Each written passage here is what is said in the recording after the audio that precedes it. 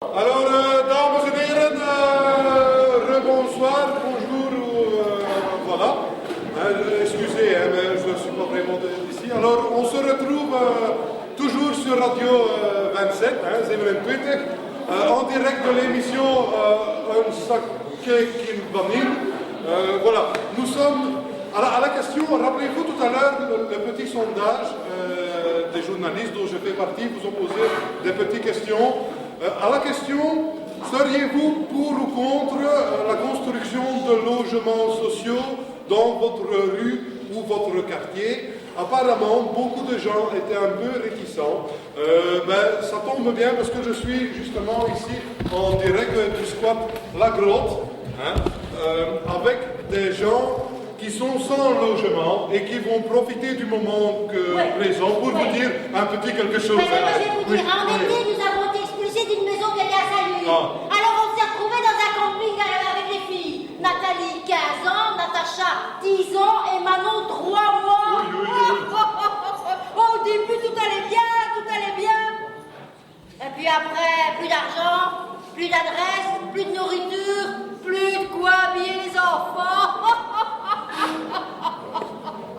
Oh, l'hiver, il fallait les laver à l'eau froide. Et puis, les nuits, elles étaient longues avec le bébé qui avait froid. Il fallait courir de l'autre côté du camping pour faire chauffer le biberon.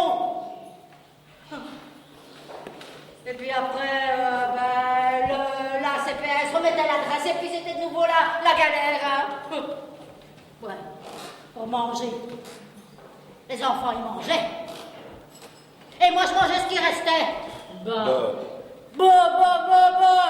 donc je mangeais presque pas. Oh, enfin, tant que les enfants vivaient.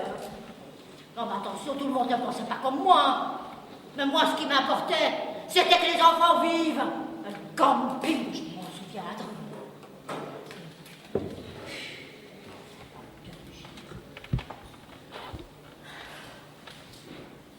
Besoin de mon espace, de ma vie privée, des allées et venues, du bruit, de la lumière.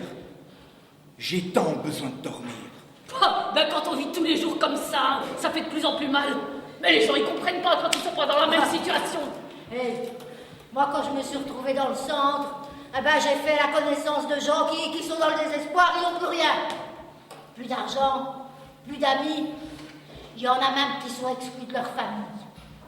Bon, il y en a là-bas, ils veulent s'en sortir. Mais il y en a d'autres qui se sentent bien dans leur situation. Et on doit vivre en groupe. Ben merci, Mon cher Vincent, j'ai appris que tu étais enfin rentré à l'abri et que tu ne dormais plus dans ce foutu garage par ces mois d'hiver. Cela me fait très plaisir de savoir que cela commence à rentrer dans l'ordre pour toi. Oui, car maintenant, tu peux enfin redresser la tête. Je souhaiterais que tu sois heureux à ton tour. Bon, il est temps pour moi de te dire au revoir. Du moins, je l'espère donc. Je te laisse mon adresse ou mon numéro d'appel. Allez, salut, ton ami. Ben moi, j'ai toujours rêvé d'une grande maison. Waouh. Ouais, une grande maison avec 2 grands escaliers qui se rejoignent devant un grand hall d'entrée. Depuis toute petite, j'avais tracé ma vie. La maison, le boulot, les enfants.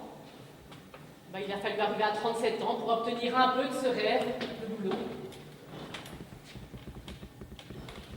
Je me dis souvent que si j'avais terminé mes études et pas me plonger dans une histoire d'amour, que cela n'aurait pas amené une grossesse très jeune, non désirée. Mon destin aurait pu prendre une autre tournure. Ai-je vraiment cherché à obtenir ce que j'ai toujours rêvé? Je me dis souvent que je me suis projetée trop vite dans la peau d'un adulte. Et j'ai brûlé beaucoup d'étapes dans ma vie.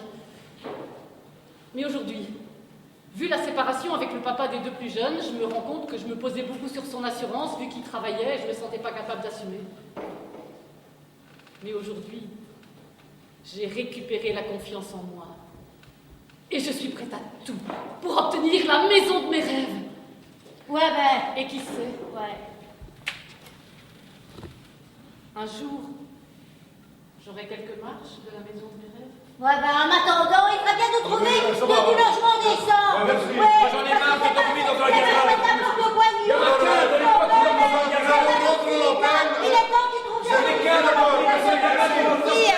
Merci, On en a marre, à nous. Merci, Voilà. super. Eh bien, j'espère que les gens vont entendre leurs revendications. Et il y a vraiment ça qui me va nage. Oui, merci, on a compris. Hein. Alors maintenant, je vais passer la parole à la régie pour un petit reportage radio 27. Allez, dag hè.